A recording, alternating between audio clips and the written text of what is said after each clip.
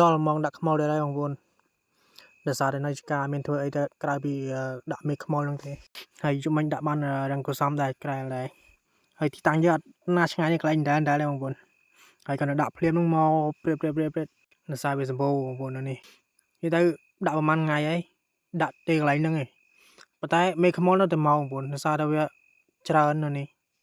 សម្បូរខ្លាំងហើយយើងដាក់កន្លែងដដែលទេហើយ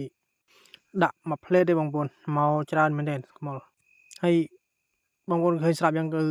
ការដាក់គឺដែលទេព្រោះយើងអត់មានតង់ដាក់បើសិនជាមានតង់ដាក់អាចនឹងបានច្រើនយ៉ាងនេះព្រោះដោយសារតែវាមករុលចូលនឹងដីបងប្អូនតាមគៀនកធន់នឹងវាមករុលតាមហ្នឹងដោយសារតែខ្ញុំអត់មានតង់បើសិនជាខ្ញុំមានតង់អីប្រហែលជាអាចបានច្រើនហើយនេះបងប្អូនវារុលអញ្ចឹង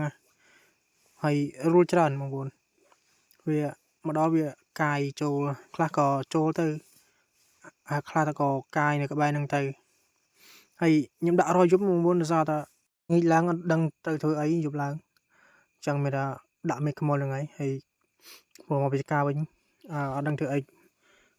ហូបបាយរួចដាក់តែមេខ្មុលហ្នឹងហើយបងប្អូនហើយដាក់ទៅវានៅតែមករហូតមកច្រើនជាងរដងទៀតខ្ញុំធ្លាប់តែឃើញមេខ្មុលនៅតាមវាលស្រែបងប្អូនតែនេះនៅជាការបងប្អូននៅជាការទេនៅការស្វាយចន្ទីទេប៉ុន្តែមិនដឹងថាវាមានច្រើនដល់ស្នាក់ហ្នឹងណាបងប្អូនហើយខ្ញុំធ្លាប់ដាក់តាមវាលស្រែព្រោះវាលស្រែខែហ្នឹងវាត្រជាក់វាយ៉ាងនៅតាមវាលស្រែបងប្អូនតែនេះនៅជាការគឺមានដែរខ្ញុំអត់ធ្លាប់ដាក់នឹងតាមជាការដែរបងប្អូនប៉ុន្តែគាត់ថានៅតាមជាការហ្នឹងវាមានអូបងប្អូនប្រហែលជាវាអាចនៅក្បែរអូហ្នឹងអញ្ចឹងណាពីមុនខ្ញុំធ្លាប់ដាក់តាមវាលស្រែអញ្ចឹងទៅដល់ពេលឥឡូវមានតាមចការហ្នឹងខ្ញុំលើកទី1ដែលឃើញមេខ្មុលមានតាមចការហើយកុំអីក៏ដឹងដែរបងប្អូនដោយសារថានៅក្បែរអ្នកនៅក្បែរខ្ញុំហ្នឹងគាត់ដាក់បានណាដល់អញ្ចឹងទៅខ្ញុំក៏ដាក់តាមគាត់ទៅគឺមានមែនហើយក៏បន្តដាក់មករហូតហើយក៏បានរហូតគឺអត់មានដាច់ទេបងប្អូនដាក់គឺដឹងតែបានរហូតហ្មងហើយអត់មានដូរកន្លែងទេគឺកន្លែងដែលទេប៉ុន្តែដាក់នឹងបានដឹងវាមកពីណាវាច្រើនមកដាក់អត់ចេះអស់ទេបងប្អូនដាក់